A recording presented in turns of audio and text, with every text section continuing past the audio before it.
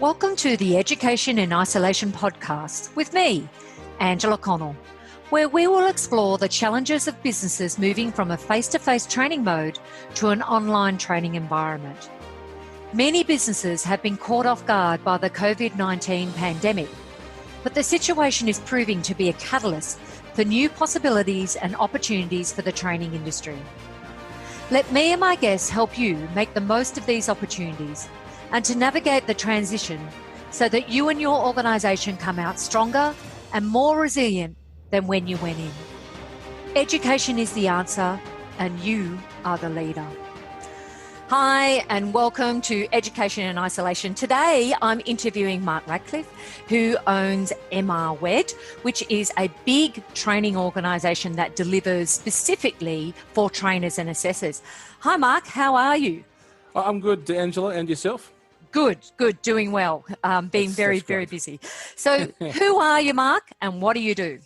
Well, listen, I think you started off very simply there because in essence, we are an RTO that specialises in trainer training. So we really specialise in the TAE suite of training products. And we've been doing it for 20 plus years. So we're actually in our 21st year as an RTO this year. And I'm the CEO of that business. And you don't just do TAE though. I know that you do a range of other training in delivery techniques and I don't know, you're overseas, you deliver training overseas. Can you tell us a little bit about that? Yeah, listen, we do specialise in the TAE. We also do a little bit of the Certificate 4 in Leadership and Management. And you talked about overseas training there, and that's largely work we do offshore as a combination with our TAE type products. I think what you were suggesting there as well, that we also provide a whole host of professional development opportunity for vet practitioners right across the gamut of TAE related subject matter a lot, and certainly this year, and I'm sure there's questions that'll come my way around that. We've done so much more this year than any other year. In terms of our international work, we spend quite a lot of time offshore. In fact, I'm joining you now from the USA, where I've bunkered down during COVID, but basically what we focus on internationally is in capacity building, a lot of developing countries where we can provide both that leadership and management focus, as well as in helping people to be better presenters and trainers and assessors. So that's kind of where I spend most of my time, to be frank, gallivanting around. But I think it's really great for the soul, and I do enjoy doing it and helping people to be the best versions of themselves when it comes to that capacity building in organisations. And actually, interestingly enough, I had a conversation with somebody yesterday about this, is that one of the big issues that those companies are now having is that they had a lot of expatriate workers, which almost impossible to get to sites now. So training is even more important than it ever was in those countries and companies. So we're trying to look at creative ways of how to solve some of those unique issues. The client I was talking to yesterday says that they've been spending $500,000 per flight to get people to sites. Because they have to get them to a unique place, such as London, and then they charter a flight into the country that they need to go to, just so that they can, keep everything on the straight and narrow. Yeah, and keep moving and things like that. So that sounds really interesting. Lots of different changes. It sounds like that's happened within your business and your model and what you've been doing. So let's jump into what has been your biggest challenge this year with COVID-19, and how has that affected your business? It's a great question, and I think it comes in two parts. I mean, initially, talking about our international work, it disappeared overnight because we couldn't get into those countries to deliver the work. So we had a lot of booked work that just disappeared in front of my very eyes. And around 20% of our work is international, so straight away we had to go and find other ways of bringing that income in, and certainly making the best use of my time, because that was my focus, generally speaking. So I think in terms of that first challenge there is having income, much like many people in our industry and across all businesses, to be frank, having income disappear overnight, big challenge. But once you kind of got your head around, okay, this is happening, this is a real thing, it's not going away quickly, the next key challenge we had was to keep our team motivated, eyes on the prize.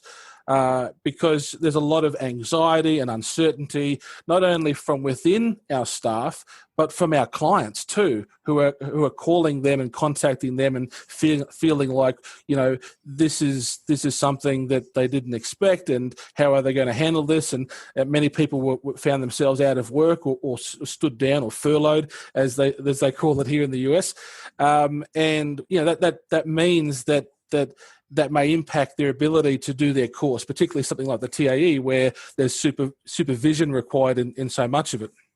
Yeah. And then there is observations that need to be done with that training as well. Correct. So where were you in March when everything went into lockdown in Australia? Well, I was stateside. So basically, I got here on the 18th of February. So I spent 4 weeks in Africa, and I came to the US straight into a conference.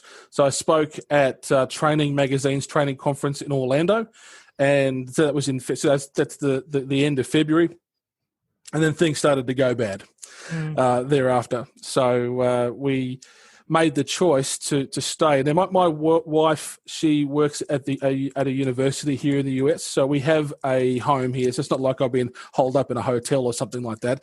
But generally speaking, I wouldn't have been planning to spend more than 6 weeks at a time here. So I've been here 7 months.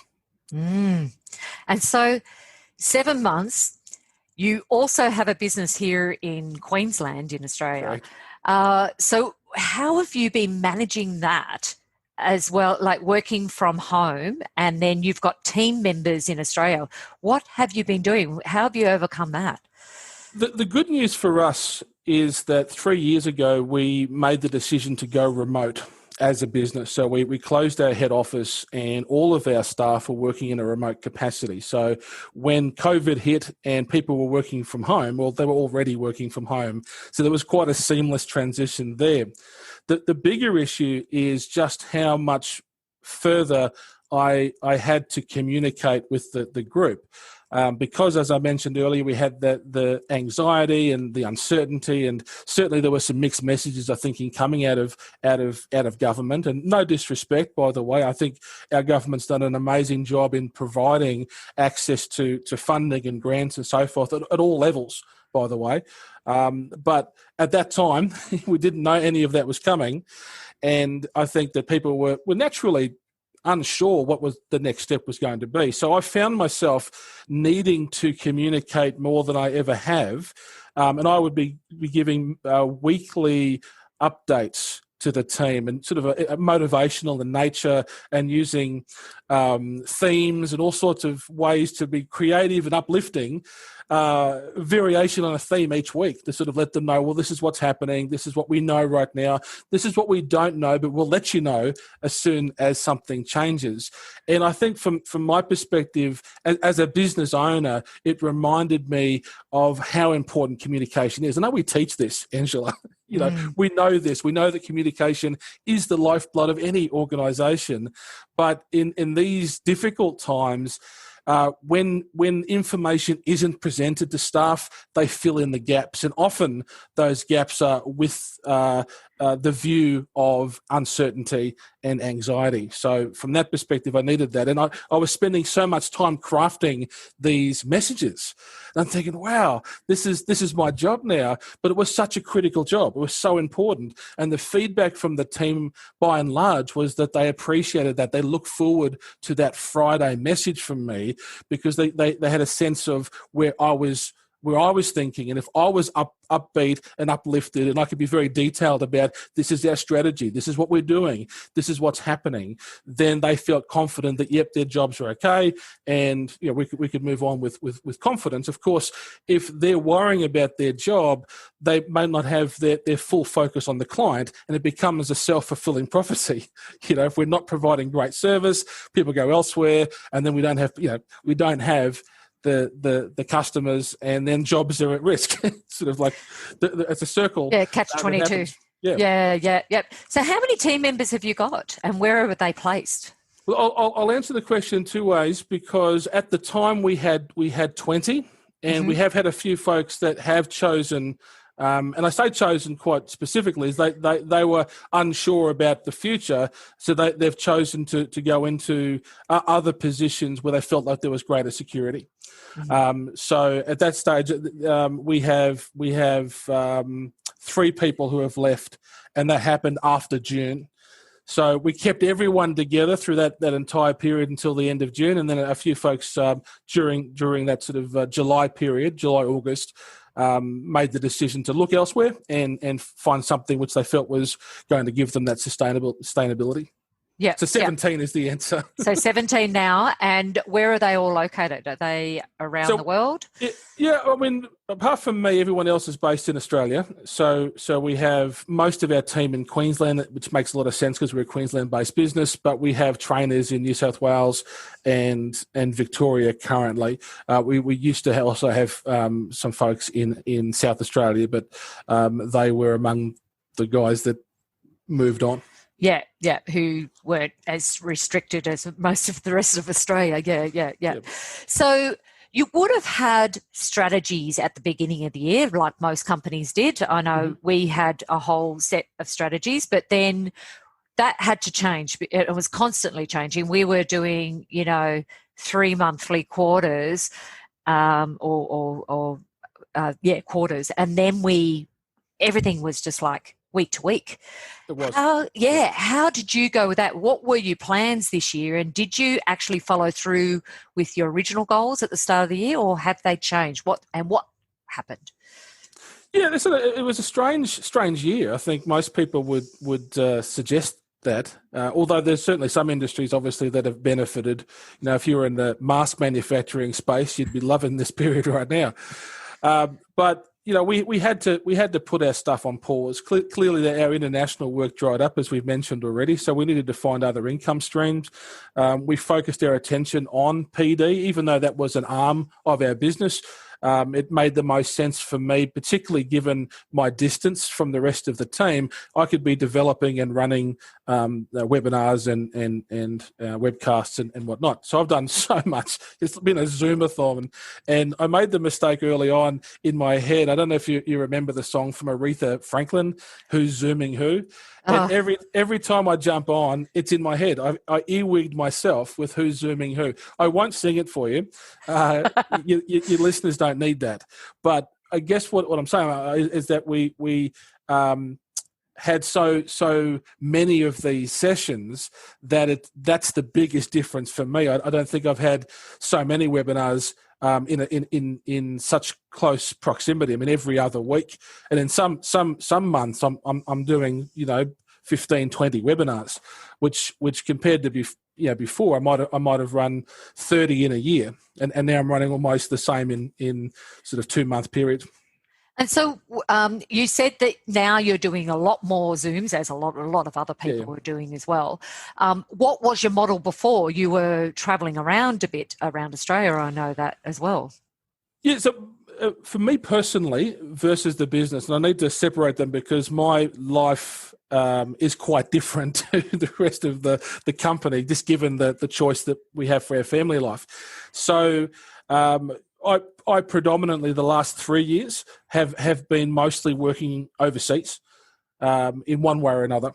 Doing, I guess, in Australia, no nationally recognised training at all in Australia personally, but doing some professional development workshops, so face-to-face, half day, full day, 2-day type programs. We run a train-the-trainer boot camp, so we used to run quite a few of those around the country in Australia, but no nationally recognised training in Australia for me personally. That would be the work I would do overseas.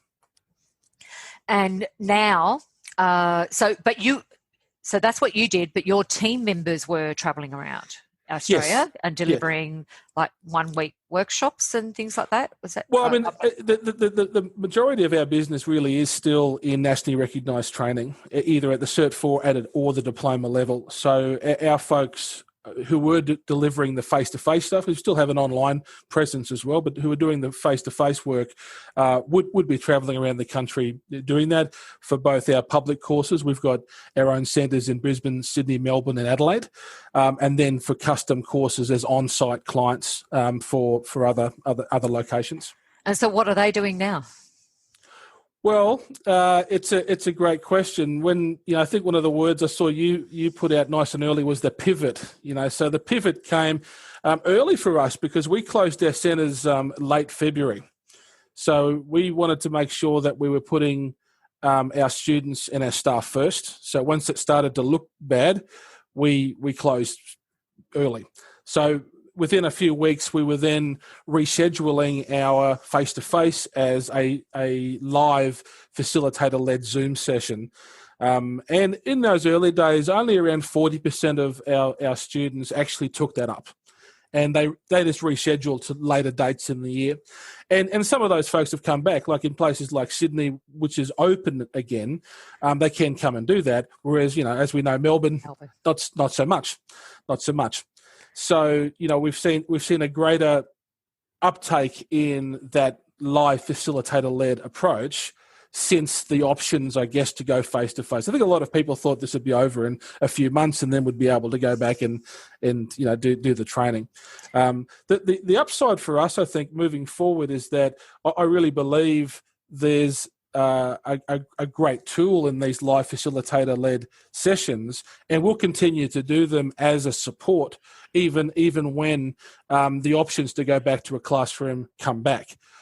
So I think that's been the big learning for us, is that even though we had opportunities to do mentoring and coaching via Zoom, because we were already doing that, we weren't running the sessions that way. We sort of left that to either you do that online and you watch the videos and so forth, or you attend face to face. But now we've got that blended option, which I think it's been really very good. So have you found that there's more trainers undertaking PD at the moment now that you've been able to open up to online, delivering more online? There's definitely appetite for training and professional development, and it goes in waves. So we're finding, if we look at the numbers, we're finding a lot more individuals taking that opportunity, whereas our corporate clients, they're in pain for the most part. So there's a lot less of that. So a lot more individuals, a lot less of the custom clients. Yep. Yeah. And what do you see in the future for trainers and assessors and how they deliver their training in the future? Not necessarily just your company, because I know this would be something you'd need to consider within your business model. Well, if I can go a couple of ways on this one, Angela, is that my personal preference, and again, it's personal preference, is I believe having an option, a genuine face-to-face option is still important, particularly for TAE. Having said that, I also have been very comfortable with the product we've developed for the Zoom space in this case, and the feedback's been outstanding. So there's appetite, but there's also willingness that there wasn't before. So in terms of the question of what do I see for the future, I didn't expect people to uptake as quickly. Now there's been a reason to, and now they're comfortable for the most part with it. And I think we're able to show a dynamic way of delivering which mimics the kind of interaction that have in a face-to-face setting, and that we can still be creative with getting the interaction, which is what I was worried about originally, that would we be able to have that same sort of interactivity and collaboration that you do in a face-to-face setting, and for the most part we've been able to mimic that, which has been great. So I still think it's important moving forward that some people are wired to the having the real setting, real people, and that's part of the experience. I'm not saying that people online aren't real, but just the tactileness, if you like, of being in that space and traveling to that space. But I do really believe that a lot of people will say, you know what, I've been doing this for 6 months, 12 months, 18 months now, and I'm comfortable in learning this way and feel comfortable asking questions and going to breakout rooms and using the functions that are on the webcasting software. So what techniques did you, and maybe even technology, have you included in your training now for that engagement? So what engagement strategies have you used for online? Well, certainly it does depend on the audience and the type of content that we're delivering. So we mix it up a little bit. So we use Zoom, as I've mentioned a couple of times, but we use Zoom meetings as well as Zoom webinars. And there are some subtle differences between the two. The webinar version, strangely enough, has less options in some cases than the meetings. But what it does do is it allows you to protect things like people jumping in and you can control that experience a lot more. Whereas in meetings, people can see each other, but for some people that's a problem too. So still trying to balance between the two. But in keeping that up, it's just a matter of understanding that interacting online is different than interacting in a classroom. And one of the things that we actually talk about, even in the course to prepare people for it, is that we generally halve the amount of time that we would in a classroom. So, for instance, in a normal class situation, we might run a 90-minute session. That's way too long for somebody to be sitting and still being attentive. So we really try to give people a physical break after around 45 minutes. We call it a stretch break, let's say, and we find that's nice and helpful. So that 45 minutes is a good starting point there. And then rather than waiting, 20 minutes before you get involvement, you can't wait more than 8 to 10. And then you want them to be, constantly having an opportunity to participate in one way or another. And it's a matter of balancing that act. So there's some direct questions where they can respond. Then you've got polling situations. Then we mentioned before the breakout rooms, which for the nationally recognised training is great because you get the robustness of those conversations. So in a normal webinar that might be sort of a 60-minute PD session, you probably don't have the time to say have 5 minutes in groups of 4 and then let's debrief that. So you tend not to do that. But if you've got somebody there and you've got blocks of that 45 to 60 minutes over the duration of the day, so we might do 4.5 hours in the day, but broken up throughout the whole day, then you've got a great opportunity to have that dialogue, have that conversation, and sort of think about what that looks like. So it's just sort of variations on that. We also use the whiteboard feature, and we'll use that in lots of different ways. Sometimes it's a collaboration tool. Sometimes we use it as part of an opening activity where they've got to find the word. So then they go and circle the information there. Sometimes it's sort of a polling thing, or how would you respond to this statement or this question? Do you agree to disagree on a continuum? So there's lots of ways to use that technology, and not the same way each time.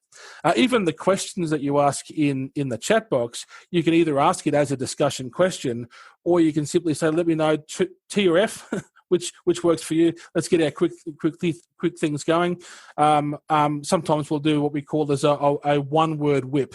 So what's the key word that springs to mind when you think about what we've just done, or what embodies your feelings about that topic, or whatever it might be. So you might be using the same things and cycling through them, but you're approaching them in different ways. They are great strategies, Mark. And one thing that I have really identified personally myself is the way I deliver online has changed dramatically compared to, because that engagement, getting that engagement. Yep. And I've just found, and I'm sure there's a lot of the listeners out there as well who have been, had to transition from face-to-face to online and had to learn lots of new things. One of the things that we did was we introduced Kahoot, and we've been doing Kahoot games and things like that as well, because I think engagement is the hardest part about delivering online, but people are getting used to it now. So it's really good to hear those different strategies that you've put in place for your delivery of training. One of my big bugbears has been people don't turn on their camera. And I now understand that there are different learning styles, and some people are very uncomfortable with being on the camera. But for me, it's very much, it helps me with my delivery, having the camera on. Have you had the same experience? Yeah, listen. As I said, that's why I think having the balance between the webinar version and the meetings version gives people some choice there. So we're not always asking them to be present, front and center, and other times we are. And I think that if we set up those expectations nice and early and say, here's our agenda, here are the key topics, here are all the codes to connect. For our introductory session, we'd love for you to be able to share your face so you can have some face time with the people, introduce yourselves. The next session, those contently, we're going to, keep that to the content, and you'll have some collaboration opportunities. And then in the debriefing a little later, we'd love to see your face again. So I think people go, okay, that doesn't seem too bad. And I can kind of get on board with that, but at the same time, it's about helping them to let them know it's okay if they feel uncomfortable. And we've certainly seen a lot written about people not wanting to show the washing up in the background and or even just feeling a little insecure that people can kind of work out where they live based on some of the information there. It feels like an episode of Criminal Minds or something where they can which way is the light going there, and I can hear the bell there at that particular time of the day. You must be near the church, so I can find you or something. And listen, for some people that's a genuine concern, or they might be a little bit embarrassed that they're in a share home situation, and they don't want other people to know that, and that's perfectly appropriate. Yeah, like what's in the background and children and pets and things Absolutely. like that. Yeah. Although I've seen my fair share of cats and dogs. Yeah, I have two that wander around behind me all the time and are constantly coming up and having a chat with me during the day as well. So we've gone through quite a few challenges and that you have gone through with your business. And particularly the model of your delivery, both international and in Australia, and different delivery techniques and things like that. What do you believe would be your biggest achievement through all of this?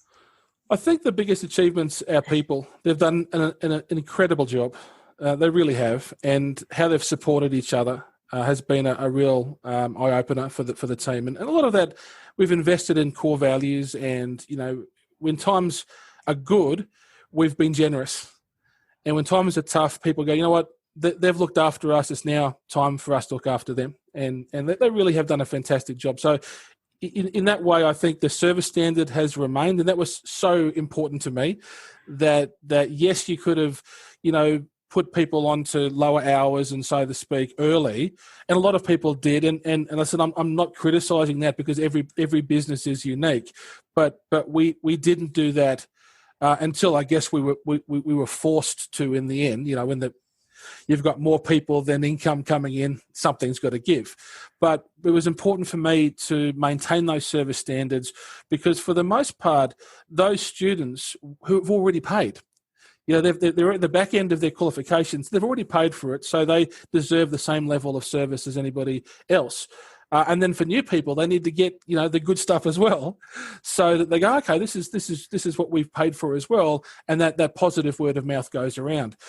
We've heard some horror stories from candidates that particularly have said things like that they've had to wait 3 months for feedback on an assignment and that kind of stuff, which is I know it happens, and it's probably happened to everybody at one time or another.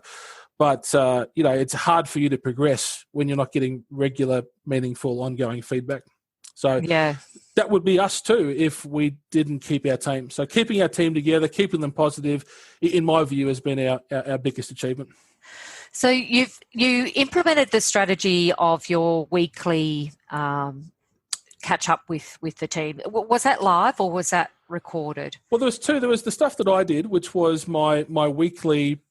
I don't know. It felt like it was a sermon, but it was intended to be a motivational tool, but also an information tool, so that they knew that we had their backs, but they also knew we had a plan. So that wasn't like we're just trying this and trying that. We had a plan and we stuck to that plan, and they could see that was happening. So that built their confidence. That was the idea of that. We do have weekly live meetings as well. So on the Wednesday. So on the Wednesday, everybody would get together who could. And then on the Friday, my message would come out. Sometimes on a Monday, but mostly on a Friday. Yeah. Yeah.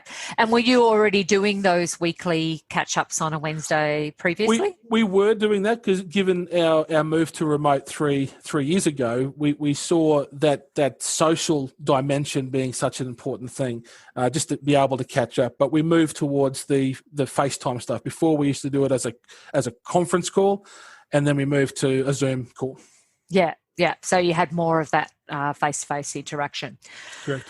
Okay. We've heard, it's been really good, Mark, just to hear how you've transitioned and what changes you've implemented. And the big thing for me is identifying what will be the future of the training industry. So how do you see your business operating in the next 6 to 12 months? What changes have you implemented this year? Do you think you'll keep going in the future or go back? Again, there's a couple of things. I don't think we can ever go back. I think that's what people are realizing now. It's never going to be quite the same. A bit like 9/11, on security and the way that we look at that too. I think there are certain things, points in time. This is one of them. From a training perspective, I mentioned earlier that I think we'll continue offering a facilitator-led Zoom session as a model, as an option. So you've got our face-to-face, you've got our online, and you've got somewhere in the middle. But I also see it as an option as an extra. So you may have come face-to-face, and you might have wanted a bit of extra opportunity to go over those concepts again. It's not difficult to then come in and be part of that Zoom session. So I think that's probably the biggest change for us, that it will continue to be programmed as a scheduled thing that you can book into. And are you scheduling in face-to-face now before the end of this year in Australia? Yeah, we are. Not in Melbourne, we're not. But we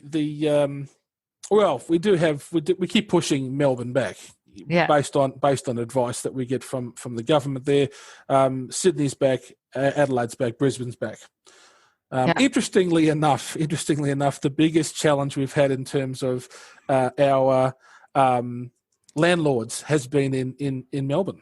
So the other folks have been really very supportive. That they've been the most challenging, and I'm thinking we haven't used this space in 6 months, and they're still expecting rent.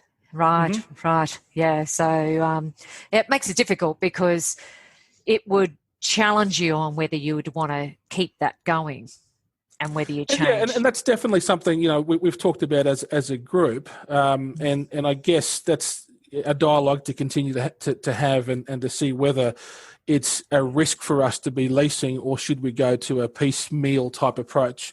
I like having our own centres. I like being able to have all our own stuff in those centres, and I think it's better for the students too. We can set things up. We can have all our posters. We can have all our resources. But again, we will need to change as demand and access allows. Yeah. So in the future, you see that the training that you're going to be delivering is going to change, but you still want to go back to your face-to-face. And what I'm hearing is that you will have more online content. Have you got an online platform that you're delivering training on as well? Canvas. I mean, we've been using Canvas since 2013. So we've been doing online, and then before that we used other platforms, but Canvas for that amount of time. So we've had a strong online presence for 7 years. And I think it's just adding to that. And we already have a lot of webinar recordings that are available through that platform already. But I think it's more just the choice. It's a smorgasbord. I often talk about that in my training, that we talked about engagement before. The more choice you have, the more engaged people are. And it doesn't mean they have to use all of them, by the way. They might say, well, I prefer this and I want to access more of that content. And we've still got old school people like myself. I like to have a book, a physical thing that I can hold on to, that I get my highlighter out. I still like that. And there are people like me out there still, whereas there are other folks that said, no, I want it all on my Kindle, and that's cool with me. Yeah, and they're able to do their notes and things like that in there and keep it all in one place. Okay, so we've heard a lot about your transition and what you've been doing, and your motivational speaking that you've been doing with not only your team members but also with your clients as well. What do you do to keep yourself motivated every day? Yeah, great questions again. Great questions. All good questions. I think if I can step sideways for a second, because in the early days of when this hit, I wasn't doing a great job. It was an OMG. It was, I'd go and lie down for a nap for 15 minutes and wake up 4 hours later because I was just, my brain couldn't process things. And I had to be up. I had to be up all the time, and that's difficult to do, to be positive and up and motivating. So that after a couple of weeks of feeling sorry for myself, I thought, I'm not doing anybody any good. I'm not doing myself any good. I'm not doing my family any good. I'm certainly not doing my staff any good, and our clients. So I sort of went back to basics in many cases there, and I looked at what can I achieve. There's so much that's out of my control. What can I control? And if I can be each day, each week, finding those accomplishments that we can check off to go, yep, okay, I am moving forward. Things are happening. We are have things to celebrate. Then that in itself is very motivating. And then the other side of the coin there is I also think you need to continue to do things that bring you joy. And when people are locked down, and some people have been locked down for a very long time, it's difficult to continue to find things that bring you joy. There's only so many seasons of shows you can watch on Netflix before you said, I've watched the entire catalogue of Netflix, But what I find is that for me, I like creative breaks, and they're much better for me than going and lying down, even though sleep and rest is still important. Don't take away a good power nap. But I'm a music guy. I enjoy playing music. I enjoy writing music. And for me, if I can get half an hour where I can go away, learn a new song, and come back, I come back fresher. I'm more motivated, and then I get more work done. So I'm a big believer of a creative break. Now it's music for me. Other people might be artistic. Other people may be preferring to potter around the garden and plant some things. I mean, certainly my wife, she loves the herb gardens that we've got an indoor herb garden, which is fantastic when we're cooking and so forth. You just go out, grab what you need, add that to the meal, and that's what brings her joy. So finding those things that bring you joy, even if it's a little thing, I think that spurs you on. And then those accomplishments again, if we can continue to find things that drive us forward, then life is good. Early on, I wasn't getting either of those things, and that way my head wasn't in the game. But I found that it's been a lot easier since I've been able to achieve those two things. I'm going to change that focus, yeah. Mm-hmm. One of the big things that I learned is just focus on what you can control. Yep. There is so much that you can't control at the moment. Well, it's been great talking to you today, Marc, and learning so much about what you've been doing. And I'm sure the listeners are going to get a lot out of what you have done to transition and then moving forward. Thank you very much. You're most welcome, and good luck with the rest of the series. Thank you. Thank you for joining us on the Education in Isolation podcast with me, Angela Connell. Please take a moment to rate and review this podcast on your preferred podcast app. Each rating and review helps us fulfill our goals of helping businesses like you make the transition from face-to-face training to providing training online. The Education in Isolation podcast is proud to be part of the Experts on Air podcast network.